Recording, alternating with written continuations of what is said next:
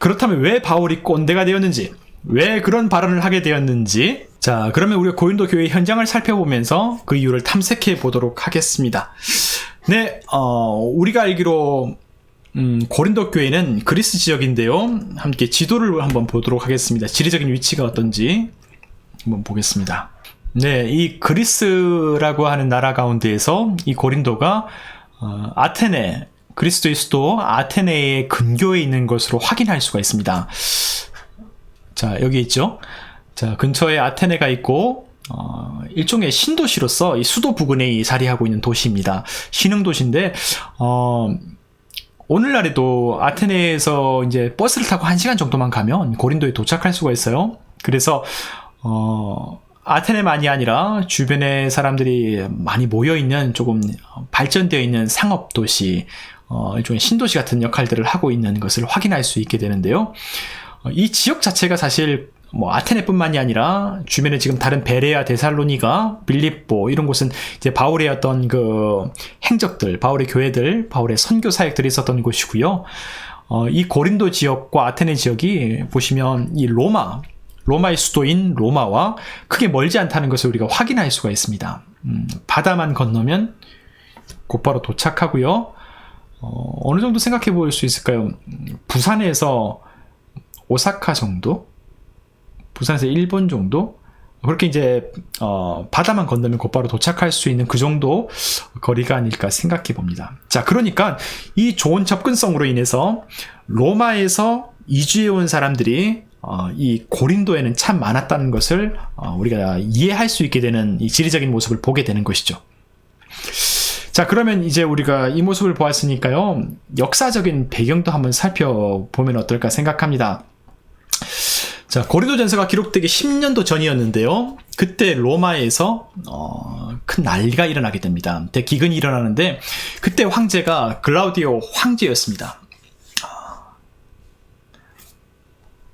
그가 이제 그 사람들의 어떤 그 정치 공세를 맡게 되는데 그 반대파들의 공격들을 막기 위해서 나쁜 생각들을 하게 돼요. 사실 글라우디오 황제뿐만이 아니라 네로 황제, 이런 우리 들어본 적 있잖아요. 로마의 황제 네로, 이런 사람들이 계속해서 반복적으로 그런 일들을 했어요. 황제만이 아니라 사실 여러분 우리가 직장 생활을 하거나 우리가 사회생활을 하면서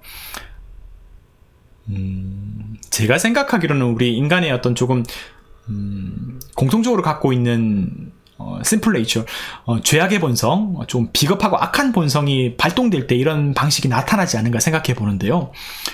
거의 비슷한 선택을 하게 되는 거예요. 뭐냐면 책임을 갖고 있는 지도자가 자기 대신 정치적인 희생양을 만들어내는 방식입니다. 가까운 예로는 직장 가운데에서 부하 직원에게 덤태기를 씌우기도 하고요. 표현 되게 기가 막히네요. 좌표 찍기. 그렇죠. 꼬리 자르기를 하는 것처럼 본인의 어떤 책임을 회피하면서, 그러다 보니 그 책임을 회피하기 위해서 정당한 논리를 만들어내야 되겠죠. 이 로마의 황제가 로마에 살고 있었던 초대교회의 성도들, 로마 교회의 구성원들, 이 그리스도인들을 희생양으로 삼습니다. 네로도 똑같았습니다. 네로도 이제 이 로마의 대화재, 대방화가 일어났을 때 그 주범, 그 범인이 누구냐? 바로 이 로마에 있었던 이 초대교회 성도들이 범인이라고 얘기했던 거거든요. 실제가 아님에도 불구하고 가짜 뉴스를 유포시키면서.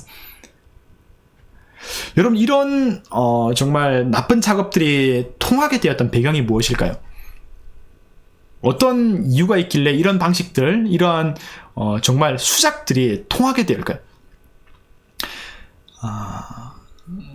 지금은 우리가 교회가 기독교회가 온 세계의 어떤 대표적인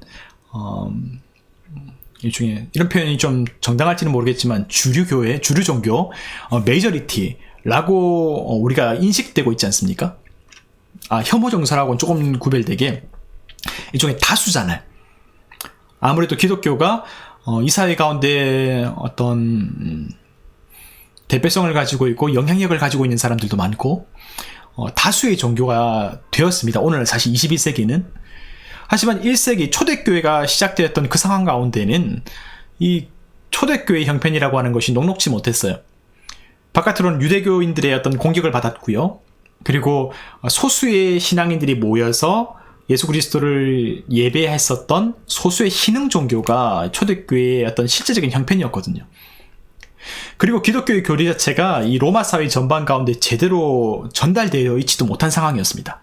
그러니까 이 기독교의 교리를 제대로 알지 못하는 사람들에게는 오해를 사기도 했고요. 또 비웃음거리로 여겨지는 것도 일수였습니다. 부활에 관한 얘기들, 뭐 대표적인 게 성찬 아니겠습니까? 성찬. 사실 성찬이라고 하는 것이 예수 그리스도의 피와 살을 먹고 마시는 기독교 예전의 가장 중요한 의식인데, 실제로는 우리가 이게 뭐 이제 사람의 뭐 인육을 먹는다거나 뭐 피를 마신다거나 이런 게 아니라 어떤 그 떡과 포도주를 통해서 상징으로 우리가 먹고 마시는 거잖아요.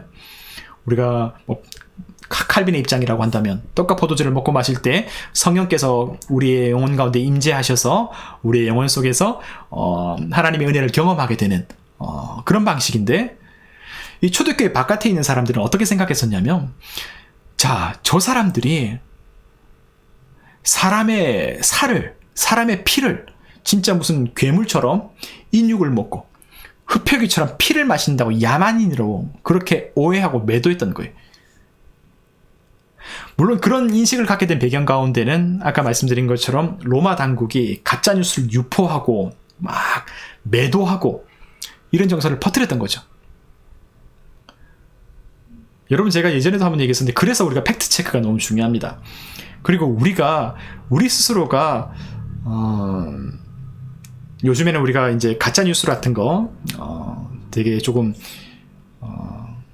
말도 안 되는 좀 혐오 정서라든지 좀 증오하는 얘기라든지 악한 얘기들을 카카오톡이나 이런 메신저를 통해서 되게 많이 전달하는 경우도 우리가 보게 되잖아요. 심지어는 교회의 어떤 남선교회나 여선교회를 통해서도 카톡이 돌기도 하고, 여러분, 그런 모습들이 대단히 좋지 못하고 위험한 일이라고 제가 말씀을 드렸는데요. 교회의 역사를 살펴보면요, 얼마나 많은 우리의 믿음의 선배들이, 얼마나 많은 신앙인들이, 그리고 심지어는 예수 그리스도께서 그러한 가짜뉴스와 악의적인 어떤 일들을 통해서 얼마나 많은 박해와 눈물을 흘렸는지 모르겠습니다. 자, 이렇게 로마에서 살고 있었던 신앙 공동체, 로마교회 구성원들이 결국 이제 박해를 받게 되고 정말 이곳에서 이제 쫓겨나가게 됐어요. 글라우디오 황제 때, 그리고 나중에는 네로 황제 때 이 사람들이 저주했더라. 이 사람들이 세상을, 왜 그런 표현이 있잖아요. 이 땅은 무너지게 되었고 예수 그리스도의 나라가 오게 되리라. 하나님 나라가 임재하게 되리라. 하나님 나라가 오게 되리라. 이 얘기들을 로마 제국을 전복시키는 반역자, 쿠데타를 준비하는 어떤 게 반동 세력으로 생각했던 거예요.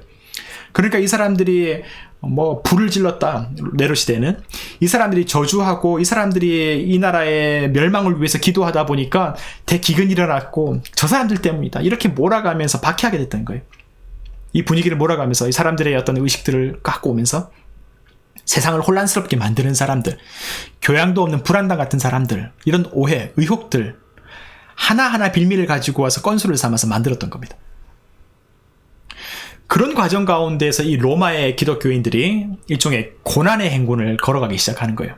로마에서 쫓겨나면서 살 길을 찾아서 흩어지게 된 거죠. 아까 우리가 봤었던 그 지도 있잖아요. 지도에 나와 있던 것처럼 이 로마에 있었던 성도들이 뿔뿔이 흩어지면서 저 그리스 지역으로 옮겨가게 되었고, 그 중에는 저 고린도, 아가야 지방에 있는 고린도에 도착했었던 브리스길라와 아굴라와 같은 부부도 있었습니다.